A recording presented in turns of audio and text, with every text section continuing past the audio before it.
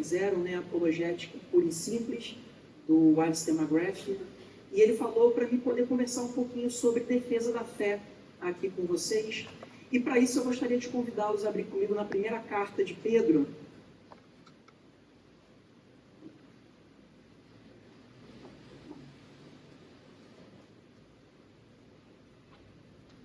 Primeira Pedro, capítulo 3.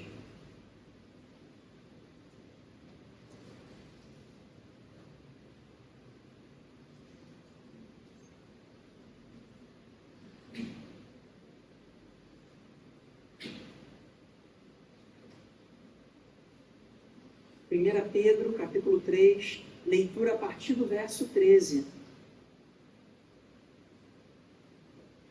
1 Pedro, capítulo 3, leitura a partir do verso 13. Todos acharam, amém? Amém? Misericórdia? Todo mundo achou? Amém? O texto do Senhor diz o seguinte: quem há de maltratá-los se vocês forem zelosos na prática do bem? Todavia, mesmo que venham a sofrer porque praticam a justiça, vocês serão felizes. Não temam aquilo que eles temem, nem fiquem amedrontados. Antes, santifiquem Cristo como Senhor em seu coração. Estejam sempre preparados para responder a qualquer pessoa que lhes pedir a razão da esperança que há em vocês. Contudo, façam isso com mansidão e respeito, conservando boa consciência, de forma que os que falam maldosamente contra o bom procedimento de vocês, porque estão em Cristo, fiquem envergonhados de suas calúnias. Amém. Só até aqui, meus irmãos. Quando a gente fala de defesa da fé, e olhamos para o texto e para a carta de 1 Pedro, nós percebemos que essa era uma tônica da igreja naquele tempo. Eles precisavam defender a sua fé, não só do ponto de vista da prática cristã, mas também do ponto de vista da pregação do Evangelho. Porque a todo tempo eles eram cerceados em sua fé, né? Era perseguição por parte do império, era perseguição nas relações cívicas daquela igreja naquele momento, era perseguição no trabalho, a vida da igreja não era fácil. E é por isso que quando nós olhamos para todas as cartas dos apóstolos, seja do apóstolo Pedro, do apóstolo Paulo, do apóstolo João, a gente percebe ensinos extremamente preciosos para a gente se posicionar como igreja na sociedade, que igualmente é difícil nos nossos dias, né? Talvez a gente não tenha uma perseguição assim tão feroz como naquele tempo, mas talvez a cultura ela se coloque até de uma maneira um pouco mais sutil do que naquele tempo, né? Então, hoje a gente vai falar um pouquinho sobre essa característica, como nós podemos nos posicionar na sociedade, não só em prática, mas também em termos de pregação, em termos de testemunho verbal da nossa fé. E enquanto eu estava refletindo sobre esse texto, eu lembrei da minha conversão. Para quem não sabe, eu sou cristão desde que eu era muito criancinha. Meus pais eles se converteram, foram para a igreja, e eu comecei a viver a vida da igreja muito cedo, desde muito cedo. Mas eu entendo que eu tive uma conversão assim profunda no Senhor, em que minha vida foi mudada de maneira radical na minha juventude, depois que eu saí do ensino médio. E eu tive uma mudança ali drástica da minha realidade, eu comecei a levar a sério as coisas do reino de Deus. Mas ao mesmo tempo que eu comecei a viver uma novidade de vida no Senhor, eu também comecei a viver uma novidade de vida na sociedade. Porque eu saí do ensino médio, comecei a trabalhar já nos 19 anos, comecei a fazer faculdade, e os desafios começaram a se apresentar para mim ainda quando minha fé era incipiente, né? Então foi um desafio assim extremamente encorajador para mim naquele momento, que ainda tinha 19 anos e era novo na fé, novo de tudo. E se eu pudesse resumir para os irmãos aqui os principais desafios que eu tive, foi exatamente esse que eu falei para vocês. Foi no testemunho prático da minha fé, porque eu comecei a ingressar no mercado de trabalho com 19 anos de idade, e para quem tem um mínimo de experiência no mercado de trabalho sabe que a coisa não é fácil, né? A sua ética, a sua integridade é colocada em xeque ali o tempo todo, e igualmente na universidade. Mas eu também vi sendo colocada em xeque a minha pregação, o testemunho verbal da minha fé. E é sobre esses dois aspectos que eu gostaria de conversar com os irmãos aqui nessa noite. Eu gostaria de falar sobre o testemunho prático da nossa fé, a prática da justiça, mas eu também gostaria de falar sobre a pregação verbal do Evangelho que nós cremos e que nos salvou. Amém? E é sobre isso que o apóstolo Pedro, ele trata aqui nessa carta. Se nós pudéssemos dividir um pouco assim de maneira estrutural o que Pedro está dizendo aqui, é exatamente isso. Ele nos instrui na prática da justiça e ele nos instrui na pregação do Evangelho. E a primeira coisa que Pedro diz é o seguinte: quem há de maltratá-los se vocês forem zelosos na prática do bem? Em outras palavras, o que Pedro está dizendo é o seguinte: dentro de uma normalidade, se você for íntegro, se você praticar o bem, o seu caminho será seguro. Isso, é claro, dentro de uma normalidade. Porque quando nós praticamos a injustiça, quando nós praticamos o mal, seja na realidade que for em que a gente precisa exercer a nossa vida, nós nos expomos à incoerência, nós nos expomos ao pecado, nós nos expomos a consequências complicadas, nós nos expomos a uma série de coisas, porque o resultado do pecado, como diz a própria Escritura, é a morte. É a morte. Mas a prática do bem nos garante que o nosso caminho será seguro. Quem aqui já viu uma série chamada Breaking Bad? Todo mundo aqui já viu? Todo mundo aqui, parte aí já viu. A série ela conta a história de um personagem chamado Walter White. Ele tem uma família, uma esposa que está grávida, um filho deficiente, adolescente, e eles passam por uma situação financeira muito complicada. E a situação se torna ainda pior quando ele descobre um câncer. E a série ela propõe algumas saídas para a situação de Walter White. A primeira é alguns amigos de universidade que haviam prosperado na vida se ofereceram para pagar o tratamento dele, visto que lá nos Estados Unidos o tratamento de saúde é extremamente caro, né? Uma outra solução que a série apresenta foi a esposa dele vendendo tudo que ele tinha dentro de casa. Né? Para quê? Para começar a tratar ali, né, daquele câncer ali que estava se apresentando à vida deles. Mas a série mostra que ele escolhe a pior decisão. Ele usa os conhecimentos que ele tem de química como professor da rede pública para fabricar metanfetamina e se tornar um traficante de drogas. E a série fala, a série conta que cada vez que ele vai se aprofundando nessa vida, cada vez que ele vai vivendo o lado negro do tráfico de drogas, ele vai ficando cada vez mais mal. E aquilo que servia apenas para ele poder pagar o tratamento dele se tornou um modo de vida. Como diz o salmista, né? Um abismo foi chamando outro abismo. E é sobre isso que Pedro está falando. A prática do mal nos confere um caminho instável. Instável. Porque o pecado gera corruptibilidade, um abismo vai chamando o outro, e quando a gente vê, o nosso coração já está endurecido. Mas como diz o profeta Abacuque, né, ele afirma: aquele que confia no Senhor é como a corça, os seus caminhos são seguros.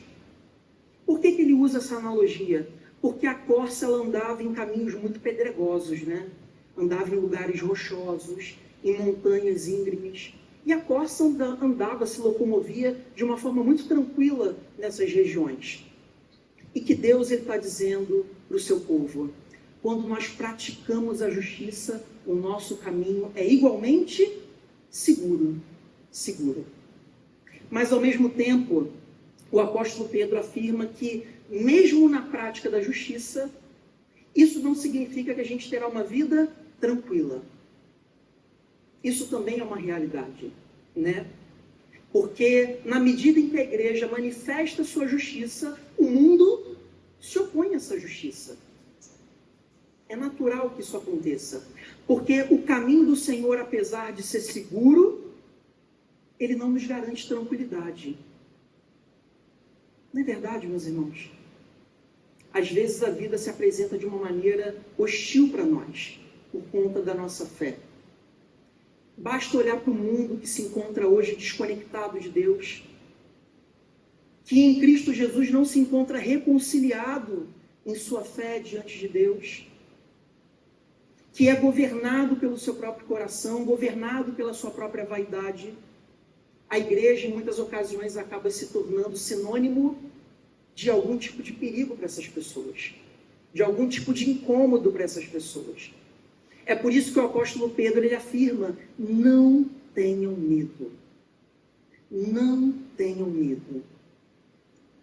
Porque, naturalmente, quando nós praticamos a justiça, nós somos tomados por um certo tipo de receio, né? Que é qual? O medo da rejeição, o medo da hostilidade, o medo de não ser aceito. Não é verdade? Isso acontece o tempo todo. E muitas vezes o medo apaga a justiça que deveria nortear a nossa fé. Eu lembro que quando eu comecei a trabalhar ainda na minha juventude, aos 19 anos, e comecei a fazer faculdade, eu lembro que os medos que eu nutria no meu coração em ambas as realidades eram muito diferentes. No trabalho eu tinha medo da hostilidade do ambiente profissional. Tinha pessoas ali muito mais velhas do que eu, com uma bagagem de vida muito maior do que a minha, que de alguma maneira eu tinha medo que a minha integridade, a minha fé de alguma maneira fosse uma ameaça para eles. E aquilo me causava um certo tipo de receio, né? Porque na vida profissional feroz do jeito que é, a gente sabe que é um passando por cima do outro. Não é verdade? E na vida acadêmica, qual que era o meu medo? O medo da rejeição, o medo de não ser aceito, porque majoritariamente na faculdade era todo mundo da minha idade, que gostava das mesmas coisas que eu, todos eles jovens, né? A diferença é que eu era cristão e majoritariamente as pessoas não eram cristãs. Então eu começava a pensar, e quando eu precisar me posicionar? E quando eu precisar falar da minha fé? Será que eu vou ser aceito? Será que eu vou ser rejeitado?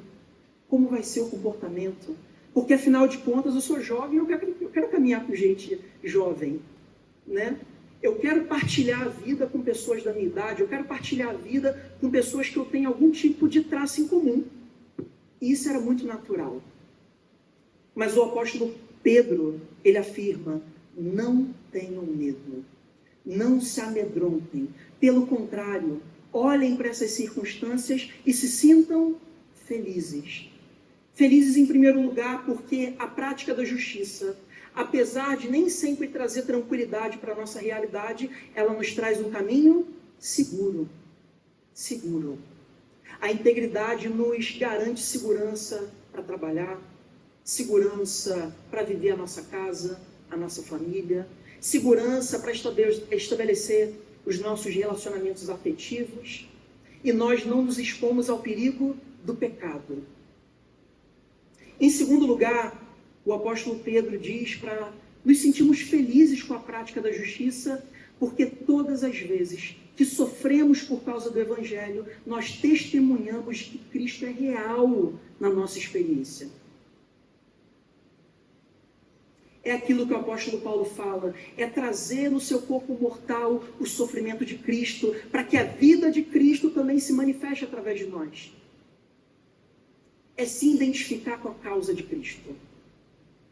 É se identificar com aquilo que trouxe sofrimento para o Mestre, pela prática do reino de Deus. Então, sintam-se felizes. Sintam-se felizes também porque a justiça do reino de Deus tem pavimentado o caminho de vocês para a eternidade. E isso é maravilhoso. Eu recebo muitos irmãos no gabinete pastoral e vira e mexe eles falam sobre as dificuldades que eles encontram na vida, a dificuldade que tem de aplicar a sua fé na sua realidade, e fala, pastor, está difícil, pastor, está complicado.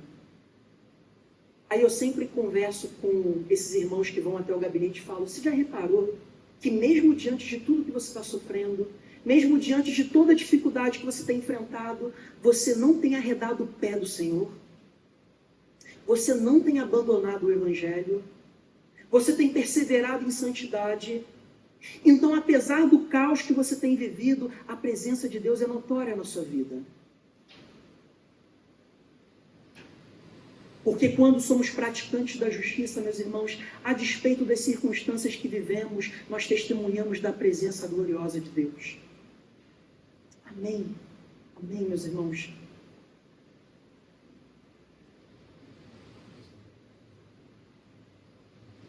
Então, eu gostaria de trazer uma mensagem de incentivo para os irmãos nessa noite. Não se amedrontem, não temam se posicionar na sociedade e partilhar a sua fé, a integridade que Cristo plantou no coração de cada um de vocês. Porque a alegria de caminhar com o Senhor superabunda o sofrimento leve e momentâneo que a gente enfrenta hoje. Amém? Amém. A segunda orientação que o apóstolo Pedro dá é em relação ao testemunho verbal da nossa fé, em relação à pregação do Evangelho. Mas antes dele falar propriamente dito sobre a pregação, ele diz o seguinte: antes santifiquem Cristo como Senhor em seu coração. Antes santifiquem Cristo como Senhor em seu coração. O que Pedro está querendo dizer aqui? Que a gente deve santificar Cristo no sentido da perfeição de Cristo? É claro que não, né? Santidade, quando a gente olha de maneira teológica para a Bíblia, a gente percebe que santidade não é simplesmente uma conduta moral em si mesma. Santidade também tem a ver com separação. Separação. Não tem como nós vivermos uma vida santa diante do Senhor se não estivermos dispostos a nos separarmos das concupiscências do mundo, as propostas do mundo. E a mesma ideia está sendo proposta aqui por Pedro. Quando ele diz, santifiquem Cristo no seu coração, o que ele está afirmando? Separem Cristo no seu coração como o único Senhor. Separem Cristo como a única realidade soberana e definidora da vida de vocês. Ele é o único, Ele é o soberano, Ele é o Senhor da vida de todos vocês. Essa é a primeira instrução que Pedro dá. E logo em seguida ele afirma, estejam sempre preparados para responder a qualquer pessoa que lhe pedir a razão da esperança que há em vocês. E Pedro ele é muito intencional quando faz isso. A intenção de Pedro é mostrar que nós só estaremos aptos verdadeiramente em testemunharmos a razão da nossa esperança se em primeira instância o nosso coração for pertencente a Cristo. Porque via de regra, meus irmãos, pregação do Evangelho é testemunho. É a linguagem que é usada na igreja primitiva, em Atos dos Apóstolos. Nós só testemunhamos daquilo que é uma verdade na nossa vida. Cristo transformou a sua vida, então fala dessa transformação. Cristo mudou a sua história, o antes e o depois na sua realidade, então fala disso. Lembrem-se que na igreja primitiva pessoas simples testemunharam da fé. E o Evangelho se capilarizou no mundo antigo de uma maneira estrondosa. Então o que Pedro está ensinando aqui? Que a pregação do Evangelho, antes de tudo, se faz de joelhos na presença de Cristo. Reconhecendo o senhorio dele. Para que o nosso testemunho seja verdadeiro. Para que o nosso testemunho seja íntegro.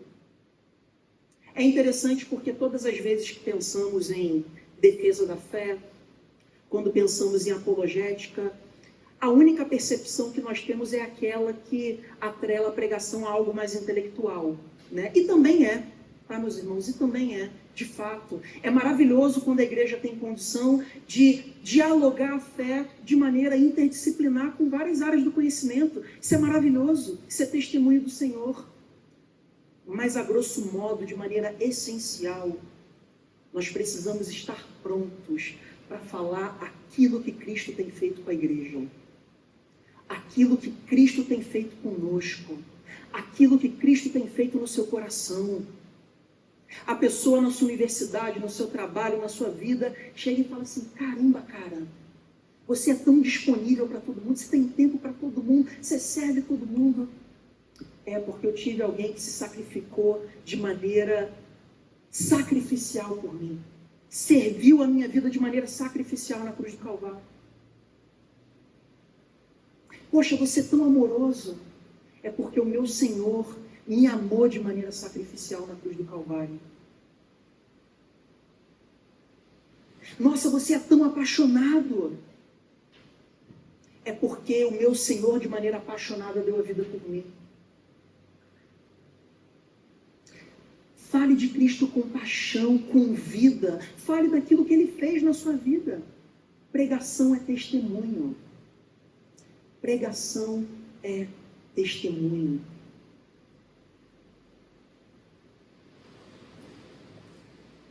Mas para o apóstolo Pedro, a forma também importa. A forma também importa. Ele diz o seguinte: estejam sempre prontos para dar a razão da sua esperança. Contudo, façam isso com mansidão e respeito. Façam isso com mansidão e respeito. Ou seja, a forma importa. E no mundo tão conturbado como o nosso, uma igreja que apresenta e dá uma resposta de sobriedade no mundo tão confuso é essencial. É essencial. Hoje a impressão que dá é que a igreja, de uma maneira geral, ela deseja catequizar as pessoas, né? Enfiar a goela abaixo, ganhar no grito, de maneira desrespeitosa. Mas Pedro diz, a forma importa. Sejam respeitosos. O que Pedro quer dizer com isso? Ele está querendo dizer que nós devemos dar a devida dignidade às pessoas, apesar dela ser crente ou não.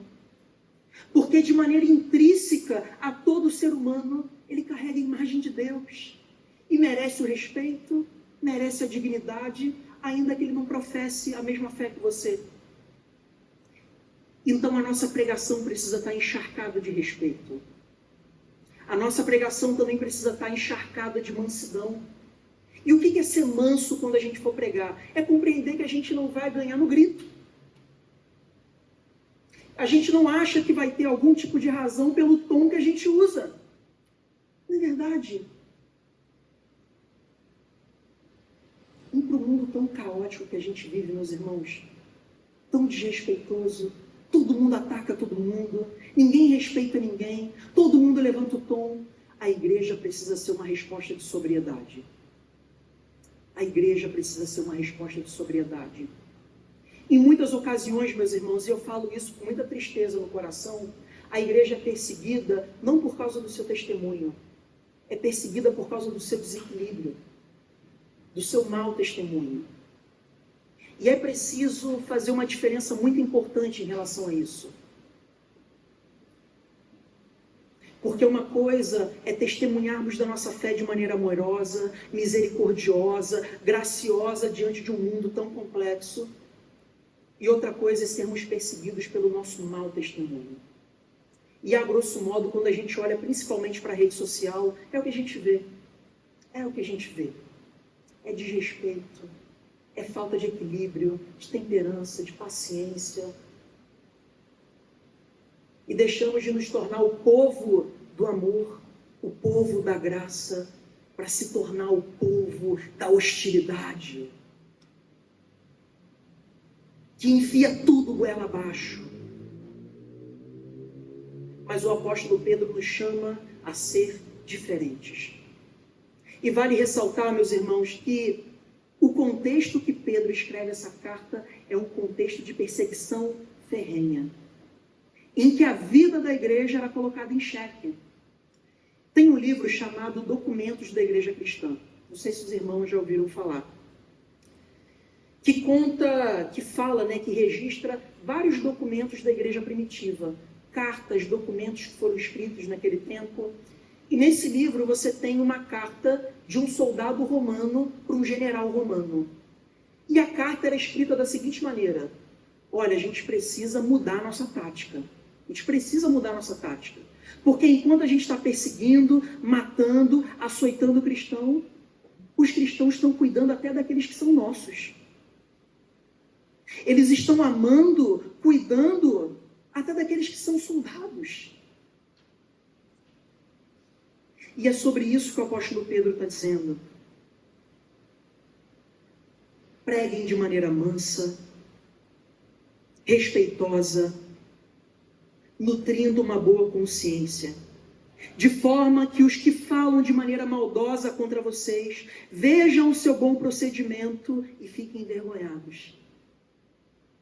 É isso que ele está dizendo aqui. Foi exatamente esse o exemplo da carta. Eles perceberam o seguinte: olha, enquanto a gente continuar matando cristão e eles continuarem amando a gente, o negócio vai ficar feio para a gente. Vai ficar vergonhoso. Não vai dar um bom testemunho para a sociedade. Olha a percepção do império. E essa é a percepção que a sociedade também acaba tendo quando a igreja age de maneira respeitosa, mansa, amorosa, nutrindo uma boa consciência, certo de que, ainda que te persigam, as pessoas se sentirão envergonhadas pelo seu bom procedimento. De permanecer te perseguindo, pisando no seu calo, porque você está encharcado do amor de Cristo, encharcado da sua graça, encharcada do seu serviço. Essa é a igreja que Jesus nos chama a ser, defendendo a sua fé na sociedade. E para finalizar, meus irmãos, eu queria ler junto com os irmãos aqui o verso 17, que diz o seguinte: é melhor sofrer por fazer o bem, se for da vontade de Deus, do que por fazer o mal. Pois também Cristo sofreu pelos pecados uma vez por todas, o justo pelo injusto, para conduzir-nos a Deus. Meus irmãos, a prática da justiça, os nossos sofrimentos, as nossas dificuldades, elas só têm sentido porque existe um que foi até as últimas circunstâncias por nós. Alguém que não mediu esforços para entregar a sua vida por nós, trazendo sobre os seus ombros o castigo que nos traz a paz. Amém. Amém. Amém. Se identifiquem com Cristo em suas vidas, carregando sobre o seu corpo não só o sofrer dele, mas o viver dele, para a honra e para a glória, em nome de Jesus. Amém. Amém. Amém.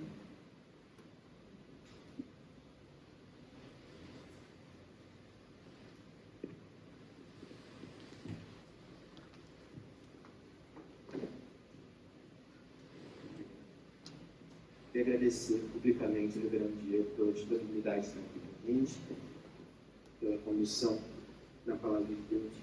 Uma alegria para o nosso coração.